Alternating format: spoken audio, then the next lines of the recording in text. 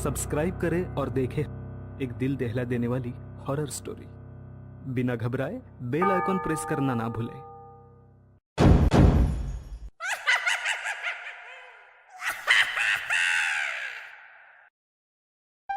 इस कहानी के लेखक है अविनाश खोवड़ागड़े। आज की रात करीब 10 बजे शहर से कुछ दूर एक सुनसान सड़क पर एक कार तेज गति से दौड़ रही थी, जिसमें 3 नौजवान लड़के अभी अभी शहर के किसी बड़े बार में शराब का नशा करके घर के लिए निकले थे। तीनों किसी चिंता में एकदम शांत बैठे थे। तभी सामने की लेफ्ट सीट पर बैठे राजू ने अंकित से डरी हुई आवाज में कहा, भाई अंकित, कल रात जो हुआ बहुत बुरा हुआ यार। राजू, तू यही बात मुझसे कितनी बार कह चुका है, मुझे याद नहीं, पर तू उसके बारे में ज्यादा सोच मत। जो हुआ वो बदलेगा नहीं। उस घटना को एक बुरा सपना समझकर भूल ही जाना हम तीनों के लिए बेहतर होगा। क्यों आंटी, कुछ समझा? वैसे बताने के लिए शुक्रिया, पर यह बात तो मैं आज सुबह ही समझ गया था। बस मुझे थोड़ी चिंता इस बात की है कि उसी को लेकर तुम लोग मुझे आज दोपहर से परेशान कर रहे हो।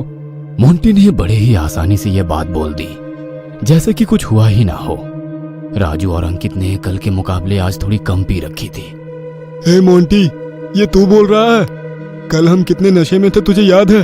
कल हमने शराब के नशे में कितनी भयंकर गलती की है, और ये सब तेरा ही प्लान था।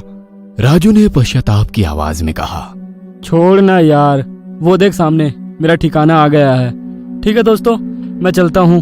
अंकित, सामने रोक दे भाई। मोंटी ने बात को टालते हुए कहा। गाड़ी किसी बड़े से बिल्डिंग के सामने आकर रुकी। यह सिर्फ अकेली ऐसी बिल्डिंग थी जो कि सबसे ऊंची थी।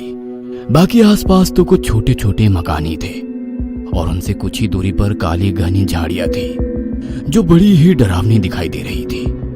मोंटी गाड़ी से उतरा और अपने साथियों को गुड नाइट कहते हुए बिल्डिंग की ओर मुड़ा। इधर अंकित ने कार घुमाई और सीधे राजू के घर का रास्ता पकड़ लिया। तभी अचानक सामने से एक काली धुएंधार परछाई आई और उनको धीमी गति से पार करते हुए पीछे की ओर कहीं गुम हो गई। राजू और अंकित दोनों ही चौंक गए कि अभी यह जस्ट क्या हुआ था। तभी गाड़ी चलाता हुआ अंकित बोला, हे राजू, शायद आज भी हमको कुछ ज्यादा ही चढ़ गई है। चल चुपचाप घर चलते हैं। मैं तुझे छोड़ देता हूँ, फिर मैं अपने घर के लिए निकलूंगा और गहरी नींद में सो जाऊंगा। ज्यादा सोचूंगा तो पागल ही हो जाऊंगा, और तू भी सीधे जाकर सो जाना, और नींद ना आए तो एक आध पैग शराब और गटक जाना, अपने आप ही नींद आ जाएगी। इतना कहकर अंकित चुपचाप गाड़ी की स्पीड दुगुनी करता हुआ स्टीयरिंग संभालने लगा। और राजू ने अपने मन में सोचा कि शायद कल रात को मैं अपने घर पर ही रुकता तो अच्छा होता। गाड़ी सुनसान रास्ते पर थी। दोनों ओर के जंगलों की तेज हवा रौ रौ करते हुए इधर से उधर भटक रही थी। कहीं से किसी पेड़ पर बैठे उल्लू के चीखने की आवाज आ रही थी। इधर मोंटी सीटी बजाता हुआ धीरे धीरे बिल्डिंग की ओर बढ़ रहा था। तभी उसके पीछे कोई दिखा। काली साड़ी, गोरा बदन और काले बिखरे लंबे बालों वाली एक डायन, जिसकी लाल लाल आंखें मोंटी की ओर भयानक गुस्से से गड़ी हुई दिखाई दे रही थी। लग रहा था मानो मोंटी ने उस औरत के साथ बहुत बुरा किया है। आगे की ओर मोंटी अपने कदम बढ़ा रहा था कि तभी उसको ऐसा लगा जैसे कोई उसका पीछा कर रहा हो। किसी के चलने की आवाज उसे आ रही थी। चलने की आवाज उसकी ओर धीरे धीरे तेज होने लगी। उसने जैसे ही पीछे मुड़कर देखा, उसे वहां कोई भी दिखाई नहीं दिया। उसे लगा शायद उसका वहम होगा। उसने सामने देखा, तभी अचानक वो डायन उसके चेहरे के एकदम करीब आ गई और डरावनी हंसी से गायब हो गई। मोंटी कांप उठा। वह बहुत डर गया था। डर के मारे उसके शरीर से पसीना निकलने लगा। वह सीधे एस्केलेटर की ओर भागा। वह अंदर गया और सीधे 10वें माले का बटन दबाकर डर के मारे कांपने लगा। एस्केलेटर का दरवाजा बंद हुआ और मशीन चलने लगी। कुछ फ्लैट्स पार करने के बाद एस्केलेटर की लाइटें जगमगाने लगी और अचानक बंद हो गई। जैसे ही उजाला हुआ, सामने वही डरावनी डायन का भयानक चेहरा दिखाई दिया। मोंटी की बोलती बंद हो गई। वह जोर से चिल्लाना चाहता था, पर उसके मुंह से एक आवाज तक नहीं निकल पा रही थी। वह बुरे तरीके से डर चुका था। तभी अंधेरा हो गया। मोंटी ने जैसे ही अपनी आंखें बंद की, उजाला हो गया। उसने सामने देखा, उसे वो दिखाई नहीं दी। 10वां माला आ चुका था। हाथों से अपने चेहरे का पसीना पोंछते हुए उसने ऊपर देखा। वो डायन ऊपर एस्केलेटर पर लटकी हुई मोंटी की ओर डरावनी हंसी में देखे जा रही थी। एस्केलेटर का दरवाजा पूरा खुलने को ही था कि मोंटी तुरंत ही वहां से भाग निकला और अपने रूम की चाबी जेब से निकालकर अपने दरवाजे पर आ गया। उसने लॉक खोला, दरवाजा बंद किया और सीधे अपने बिस्तर की ओर पलायन किया। उसने बिस्तर से चादर उठाया और अपने पूरे शरीर को उस चादर से बिस्तर में छिपा लिया। वो डर के मारे कांप रहा था कि तभी अचानक किसी ने पैरों की ओर से चादर को खींचा। मोंटी की हालत खराब हो गई। डर के मारे उसकी आंखें गीली हो चुकी थी। तभी उसे किसी के जोर जोर से हंसने की आवाज आने लगी। मोंटी ने बिस्तर पर बैठे बैठे सामने की दीवार पर कुछ देखा। वह डायन मोंटी की ओर अपनी लाल आंखें और चेहरे की डरावनी हंसी को टिकाए धीरे धीरे दीवार से नीचे उतर रही थी। मोंटी समझ चुका था कि उसके साथ यह सब क्या और क्यों हो रहा है। उसके सामने कल रात का सारा दृश्य आने लगा। उसे लगने लगा कि उसका समय आ चुका है, अब वो नहीं बचेगा। वह जानता था कि ये डायन कौन है जो उसके साथ ऐसा कर रही है। वह डरते हुए एकटक उस दीवार से उतरती हुई डायन को शून्य की स्थिति में घूर रहा था कि तभी अचानक वो डायन मोंटी की ओर झपटी और उसे खिड़की से बाहर फेंक दिया। वह हवा में था कि तभी वो नीचे की ओर सरसरा कर गिरने लगा। बिल्डिंग के बाहरी और नीचे जमीन पर मोंटी धड़ाम से आ गिरा। उस डायन ने टूटी खिड़की से जमीन पर गिरे मोंटी को देखा और बड़ी सी हंसी में वो कहीं गायब हो गई। इधर राजू को उसके घर छोड़ अंकित अपने घर के लिए निकला। आसपास इतना सन्नाटा था कि उस सन्नाटे में उसे घुटन सी होने लगी। अकेली सड़क पर अंकित ने अपनी गाड़ी की स्पीड एकदम से बढ़ाई और सनसन करते हुए गाड़ी को भगाने लगा ताकि वो घर जल्दी पहुंच सके। उसने सोचा कि मेरा घर अभी 18 किलोमीटर की दूरी पर है, क्यों ना गाने ही सुनता चलूं, तो ये भयानक सन्नाटा खत्म हो जाएगा। वो कोई पुराना सा गाना लगाने ही जा रहा था कि तभी अचानक उसकी गाड़ी से किसी के टकराने की आवाज हुई। उसे लगा कि उसने किसी को जैसे अपने गाड़ी के पहियों तले कुचल दिया हो। उसने गाड़ी का ब्रेक पकड़ा और अपने दाईं ओर के दरवाजे के छोटे से आईने में पीछे झांक कर देखा। सड़क पर बेहोशी की हालत में कोई स्त्री उसे दिखाई दे रही थी। अंकित ने दरवाजा खोला और पीछे सड़क पर पड़ी उस स्त्री की ओर जाने लगा। उसकी धड़कन तेज हो गई। उसने सोचा कि अब ये मुझसे क्या हो गया। उसका शरीर कांपने लगा। उसके माथे से डर की एक लहर उमड़ रही थी। वह धीरे धीरे उस स्त्री की ओर पहुंचा। उसने उस स्त्री के कांधे को पलट कर देखा। अचानक उस स्त्री ने डरा देने वाली हंसी में अपनी लाल आंखें खोली। यह स्त्री वही डायन थी जिसने अभी अभी मोंटी को खिड़की से फेंका था। अंकित के पैरों तले जमीन खिसक गई। वह एकदम से चौंक कर पीछे हट गया और डर के मारे उसकी सांस फूल गई। वह भागकर गाड़ी के पास गया। वह डायन सड़क पर खड़ी होकर उसे देख रही थी। अंकित ने गाड़ी का दरवाजा खोला और अंदर बैठकर गाड़ी स्टार्ट की। दरवाजा लॉक करके आईने में उसने पीछे देखा। उसे वहां कोई भी नजर नहीं आया। उसने सनसनाकर गाड़ी भगाई। गाड़ी चलाते हुए वो ऐसे कांप रहा था जैसे किसी काम के बोझ तले वो बहुत थक चुका हो। वह इतना डर चुका था कि गाड़ी को बहुत तेज रफ्तार से सामने की ओर भगा रहा था। तभी उसने ऊपर के बीच वाले छोटे आईने में पीछे उस डायन की एक झलक देखी। वह एकदम से चौंक गया और डरते हुए उसने पीछे देखा। उसे वहां कोई भी नजर नहीं आया। पीछे की सीट उसे एकदम खाली दिखी। उसने जैसे ही आगे की ओर देखा, उसके सामने वाले बड़े कांच पर वो डायन उल्टी लटक कर उसे देख रही थी।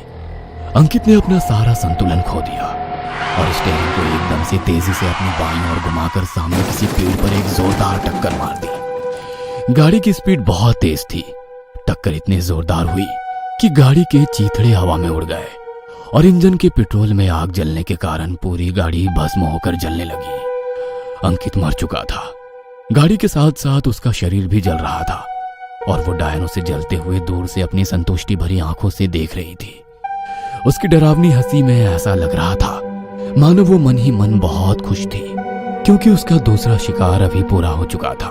उस जलती हुई गाड़ी को एकटक देखते हुए वो डायन अचानक आंखों से ओझल हो गई। किसी बंगले के आसपास एक बड़ा सा गार्डन नजर आ रहा था जिसमें कुछ छोटी बड़ी झाड़ियां थी जो रात की ठंडी हवा में लहलहा रही थी। उस बंगले की दूसरी मंजिल की एक बड़ी सी खिड़की का उजाला बाहर की ओर प्रकाशित हो रहा था। वहां नीचे किसी झाड़ी के पास अचानक उस डायन की परछाई प्रकट हुई और वो उस खिड़की की ओर ताकने लगी। खिड़की से उस डायन का वो भयानक चेहरा बड़ा ही डरावना लग रहा था। वह एकटक इस ओर देखे जा रही थी कि तभी अचानक वो खिड़की के अंदर घुस गई। बाथरूम में किसी के शावर लेने की आवाज आ रही थी। बारिश की तरह शावर की बूंदें किसी का शरीर भिगा रही थी। वो राजू था जो अपनी आंखें बंद करके शावर की गर्म बूंदें अपने चेहरे पर कल की चिंता में डूबा हुआ ले रहा था। इतने में वो डायन ठीक राजू के पीछे दीवार के पास दिखाई दी। अचानक राजू को अब ऐसा महसूस होने लगा कि वहां पर वो अकेला नहीं है, उसके साथ कोई और भी मौजूद है जो उसकी ओर गुस्से से घूर कर देखे जा रहा हो। राजू ने अपनी आंखें खोली और पीछे मुड़कर देखा। उसे वहां कोई भी नहीं दिखा। उसे लगा कि मैं कुछ ज्यादा ही चिंता कर रहा हूँ। उसने अपनी आंखें बंद की और सोचा, शायद वो मेरा वहम था। मुझे फ्रेश होकर चुपचाप सोने की कोशिश करनी चाहिए। जैसे कि अंकित ने कहा था, ज़्यादा सोचूंगा तो पागल ही हो जाऊंगा। तो मुझे भी ज़्यादा सोचना नहीं चाहिए, यही मेरे लिए सही रहेगा। शावर लेते लेते उसने जैसे ही अपनी आंखें खोली, उसने देखा कि शावर से गर्म खून की बूंदें उसके चेहरे को भिगा रही है। उसका सारा शरीर खून से लथपथ हो चुका है। वह डर से सहम गया। शावर की बूंदों से पीछे हटकर वह अपने खून से सने शरीर को ताकने लगा। उसकी सांस फूल गई और धड़कन तेज हो गई। वह बड़ी बड़ी सांसें लेने लगा। एक पल में ही उसने अपनी आंखें बंद की और खोल दी। उसने देखा कि सब कुछ नॉर्मल है। उसका शरीर पानी से भीगा है, ना कि खून से। उसने शावर की बटन बंद की और खुद को जल्दी से टॉवेल में लपेट लिया और फिर बाथरूम से बाहर निकल आया। वह घबराया हुआ था। घबराहट में उसने अपने नंगे शरीर को कपड़ों से ढक लिया और वह सीधा आईने के सामने घबराते हुए जा खड़ा हुआ और अपने गीले बालों को टॉवेल से पोंछते हुए बड़ी बड़ी सांसें लेकर कुछ सोचने लगा। ये जो अभी हुआ था वो क्या था? क्या वो सच में हुआ था या कोई सपना था? उस आईने के सामने बालों को पोंछते हुए वो ऐसा सोच ही रहा था कि तभी अचानक उसे आईने में किसी की परछाई दिखी। वो डायन उसे अपनी डरावनी हंसी में लाल लाल आंखों से घूर रही थी। राजू ने उसको देखा। वह चौंक गया। उसने पीछे पलटकर देखा। राजू को उस डायन का भयानक चेहरा दिखाई नहीं दिया। राजू ने जैसे ही आईने की ओर मुड़कर देखा, उसे वो डायन का डरावना चेहरा नजर आया। वह डर के मारे हड़बड़ाकर पीछे खिसक कर नीचे गिर गया। वह थर थर कांप रहा था। बड़ी बड़ी सांसें लेकर उस डायन को शून्य की स्थिति में घूरने लगा। उस डायन को वो पहचान चुका था। कपकपाहट भरी आवाज में राजू के मुंह से कुछ शब्द बाहर निकल पड़े। तुम तो वही हो। तुम यहाँ कैसे? तुम तो मर चुकी। राजू अपनी बात पूरी करता, इससे पहले वो डायन अचानक उस पर झपट पड़ी और अंधेरा हो गया।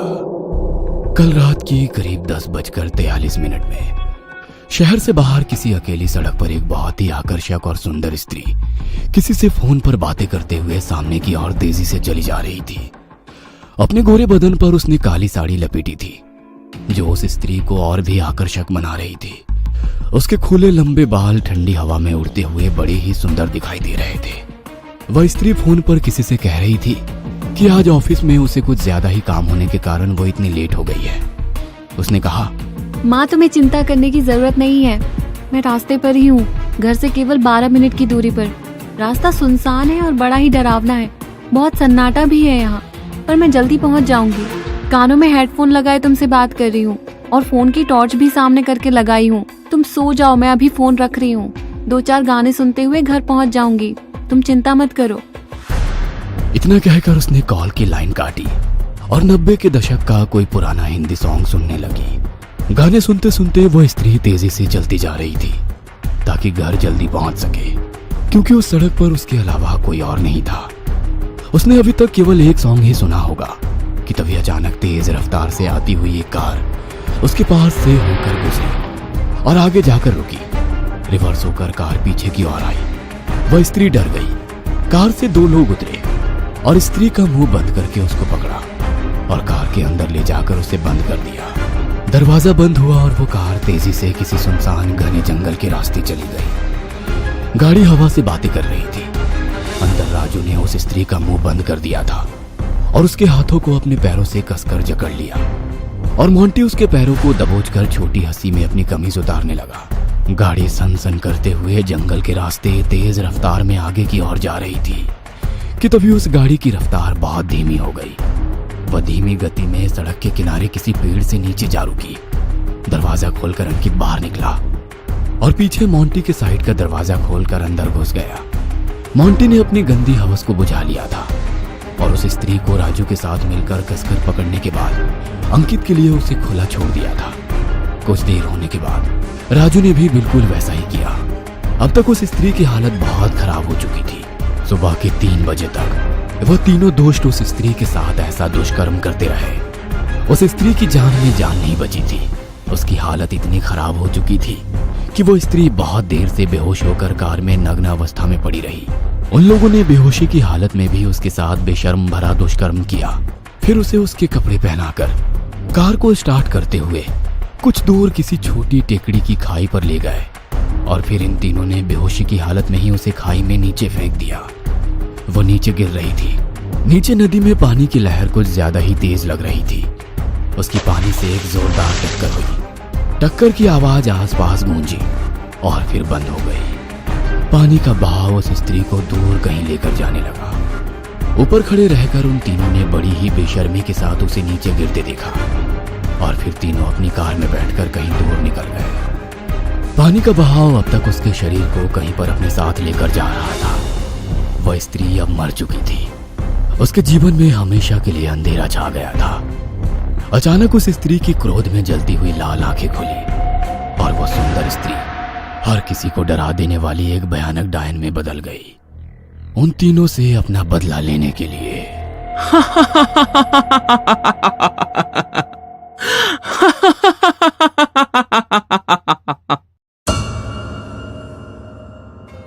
ये कहानी आपको अच्छी लगी हो तो हमें सब्सक्राइब करें।